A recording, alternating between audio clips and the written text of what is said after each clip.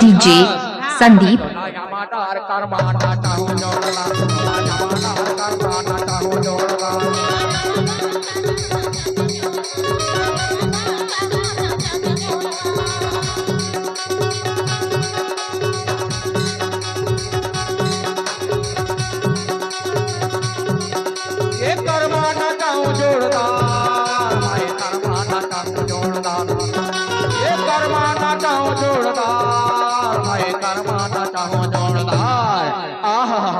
DJ Sandeep पटरिया।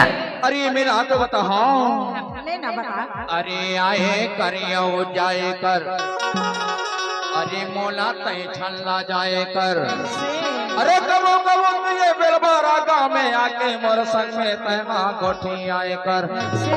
आहा तब तो माँ के था माटा हर कर माटा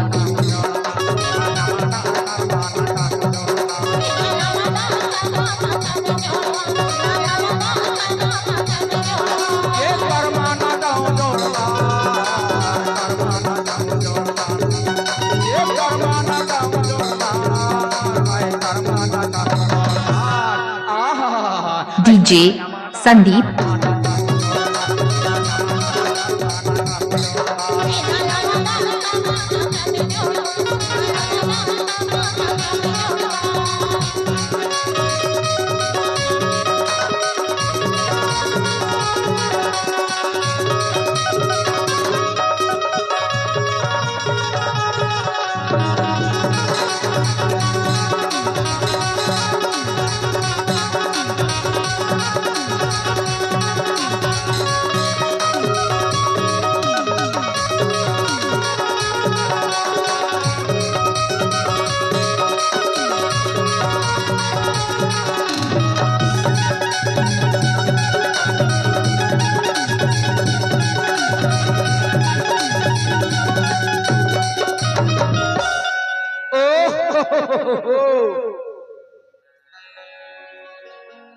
डीजे संदीप के गोट सुन के लड़की हके थे, लड़की लड़का के गोट सुन के और लड़की हके थे। अरे एक बार तो मोला बेलबहरा गांव में चल के देख। अच्छा बेलबहरा गांव जाए पर मैं कबले तरसत होगा। बेलबहरा गांव जाए पर मैं कबले तरसत होगा। अच्छा लड़का के गोट सुन के लड़की हके थे। अरे एक बार तो मोला बेलबहरा गांव में ले चल के देख। बेलबहरा गांव जाए पर मैं कबले तरसत हूँ, लेकिन एक बात है, बेलबहरा गांव में तो संग मैं जरूर जाऊं, लेकिन बेलबहरा गांव में ले जाके मोला ता थवावे ता पियावे कहां सुतावे सारी रात। तब तुम के था चोला या माटा हर कर माना चाहो जोड़दा, चोला या माटा हर कर माना चाहो जोड़दा,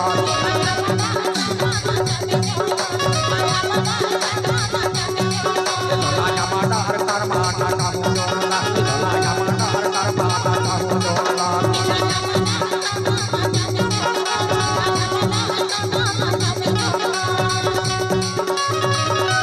डीजे संदीप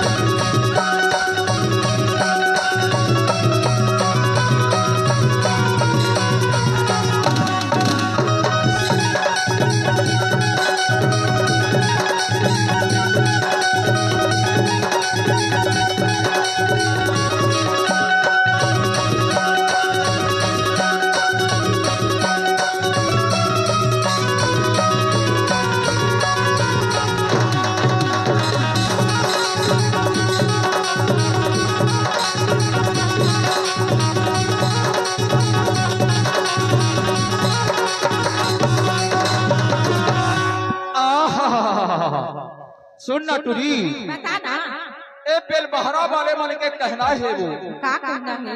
एक बार तो मोर बेलबहरा गांव में आके देख, से मैं तोर कद का स्वागत करूं, कद का स्वागत करूं। अच्छा। वो मन के थे, वो मन के थे, वो मन के थे, वो मन के थे। अच्छा एक बार तो बेलबहरा गांव में जाके देख,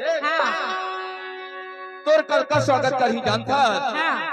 तिनके थमाही तोला झिंगरी को तरी वो। अच्छा डीजे संदीप इनके खवाही तोला झिंगरी को तरी वो हाँ और रतिहा गुन बैहा में सुताही कैसे कैसे का सुताहो नहीं ये हराही था कहते देख ले दिन के खवाही तोला झिंगरी को तरी वो रतिहा गुन बैहा में सुताही से तब तमा के था दिन के खवाहो तोला झिंगरी को तरी वो दिन के खवाही तोला झिंगरी को तरी वो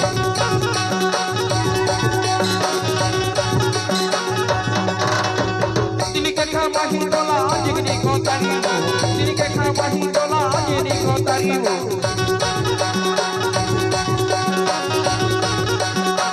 अरे सुन तो बता तो दिन के खवाही तोला अच्छा और रतिहा गुन बैहा में सुताही से ए पेल बहरा वाले टूरा वाले के कहना है अच्छा एक बार तोला पेल बहरा गांव में जाना पड़ी अच्छा अति तोला लेकिन अभी झनाबे अभी कबर की गणेश पक्ष चला थी कैसे जब गणेश पक्ष हा उतर जही ना हाँ तय मन तोला मछली को तरी खवाही जरूर से देख ले देखा है चला या बाटा और